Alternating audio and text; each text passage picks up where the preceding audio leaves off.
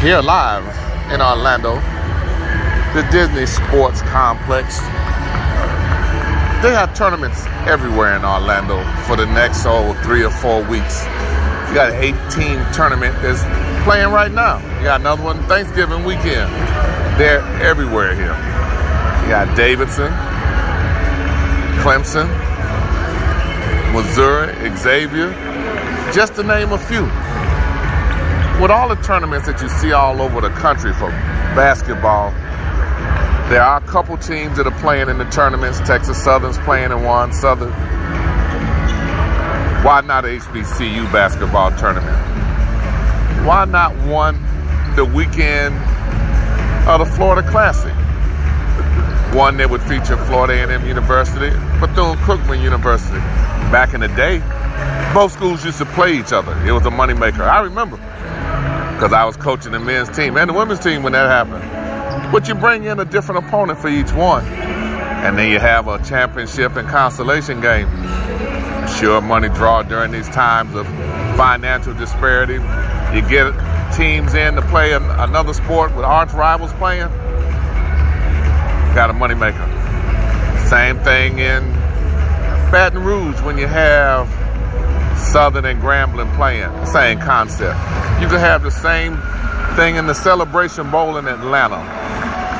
The draw you have in New Orleans is the same one you would have in Orlando. You would have an arch rival game.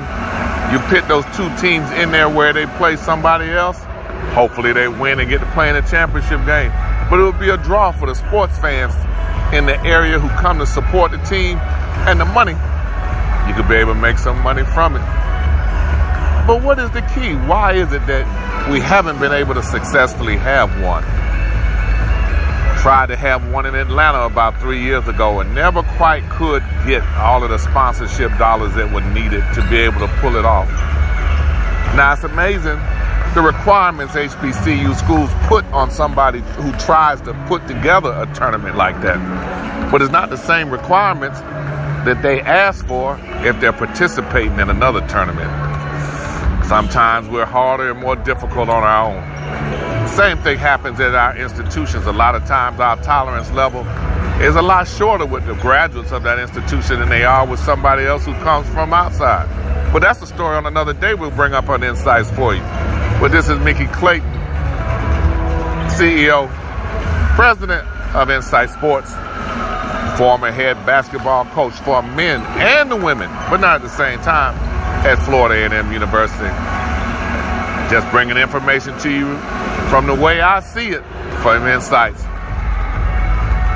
How come we can't do it? But you know what? Before too long, somebody will. Now, one thing I do know, a lot of times you put fundraising ideas out there and people grab them and try and run with them, but it's a lot harder to implement them than they imagine. They could take someone's idea, but they can't put the program together. That's why I don't mind putting it out there. If somebody takes it and gets it running, then that's good, and I'm happy for them, because out of the end of the day, we'll keep some money in-house at our HBCU institutions, and we will allow ourselves to grow and show that we're just as good as everybody else. Here's Mickey Clayton.